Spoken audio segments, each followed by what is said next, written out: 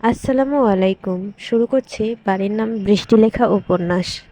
লেখনীতে সাবিকুন নাহার নিপা, পড়ছি আমি মার্জিয়া। আবিরের সকাল শুরু হয়েছে বৃষ্টির লেখা চিঠি পড়ে।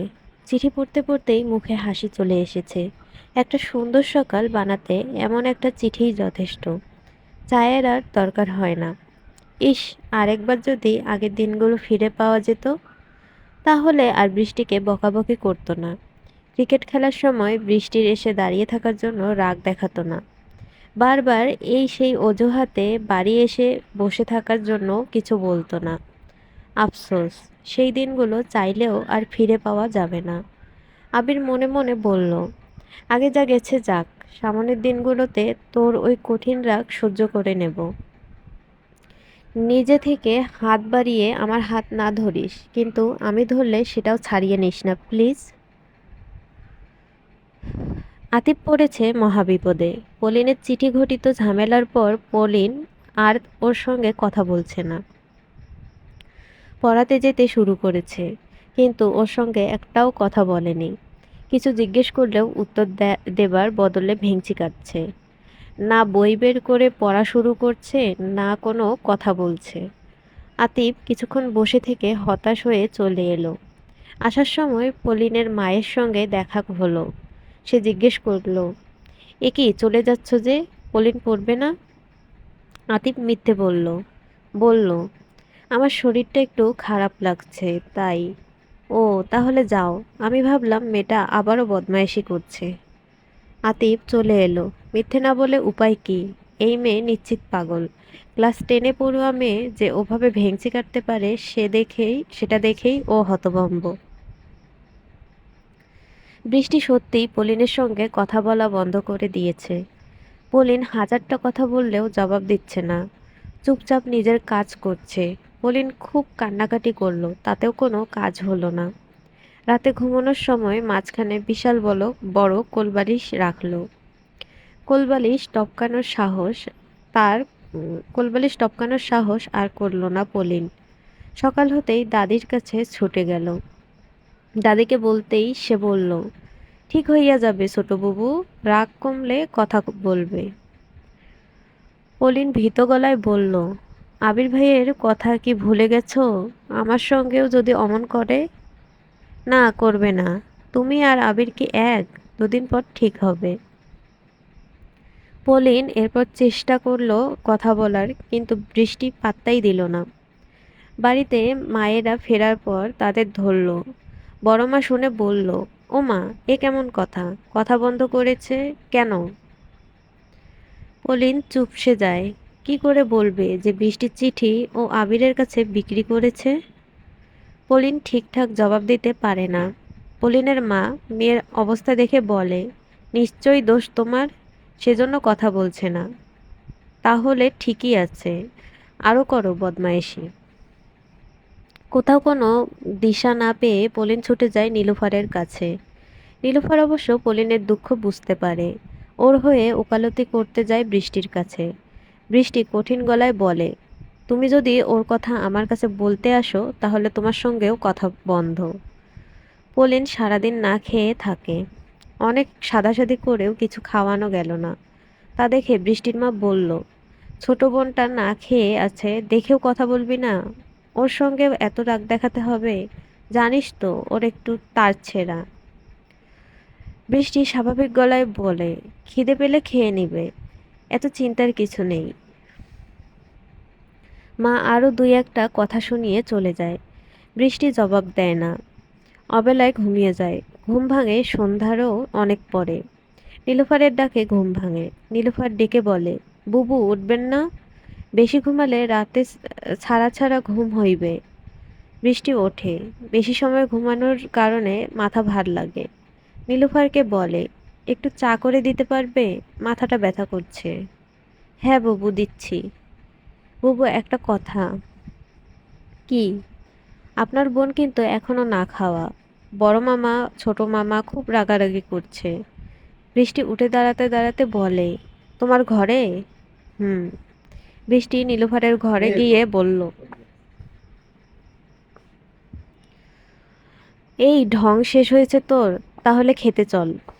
পলিন শুয়েছিল কাঁথা মুড়ি দিয়ে, লাফিয়ে উঠে বসলো। বৃষ্টি আবারও বলল, চল খেতে।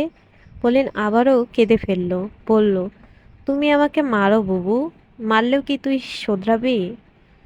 আমি আর জীবনেও আবির ভাইয়ের সঙ্গে কথা বলবো না। মিথ্যে প্রমিস করিস না, চল এখন। না সত্যি। আচ্ছা চল। পলিন উঠে দাঁড়ালো, বৃষ্টির কাছে এসে ওকে জড়িয়ে ধরল। বৃষ্টিও ওর মাথায় হাত বুলিয়ে দিল। পলিন ভেজা গলায় বলল, বুবু, আমি ভুল করলে আমাকে থাপ্পড়, কিল, ঘুষি যা ইচ্ছা হয় দিও, কিন্তু কথা বলা বন্ধ করো না। তুমি ছাড়া তো আমার আর কেউ নাইও যার সঙ্গে আমি বেহিসাবি কথাবার্তা বলবো। বৃষ্টি মৃদু হেসে বলল, আচ্ছা যা, এরপর ভুল করলে তোকে কঠিন মার দেব। পলিন হেসে বলল, থ্যাংক ইউ। পলিন খেতে বসলো। বৃষ্টি পুরোটা সময় পাশে বসে রইল। বৃষ্টির মা বলল, দেখলি তো, সারাটা দিন শুধু শুধু না খেয়েছিলি। পলিন হাসলো। রাতে ঘুমানোর সময় পলিন বলল, বুবু, আমি সিদ্ধান্ত নিয়েছি, ওদের দুই ভাইয়ের সঙ্গে কথা বলবো না। তাই ওদের দুটো চিঠি লিখব। আবার? এটাই শেষবার। খুব খুব খারাপ কিছু কথা শোনাতে ইচ্ছে করছিল, এখন লিখে পাঠাবো। বাদ দে। না, বাদ দিলে সারাক্ষণ খেপাবে, তাই কিছু বলা দরকার। আচ্ছা ঠিক আছে, লিখিস। তুমি একটু পৌঁছে দিবে, আমি ওদের সামনে যাব না। আমি? আচ্ছা। পরদিন সকালে বৃষ্টি আবিরদের বাড়িতে গেল। দুই ভাই বাড়িতে ছিল। আবির বলল, সকাল সকাল গরিবের আখড়ায় সুচিত্রা সেনের আগমন। বৃষ্টি কথা না বলে দুজনের হাতে দুটো চিঠি দিয়ে বলল, পলিন দিয়েছে, পরে জবাব লিখে দিতে বলেছে।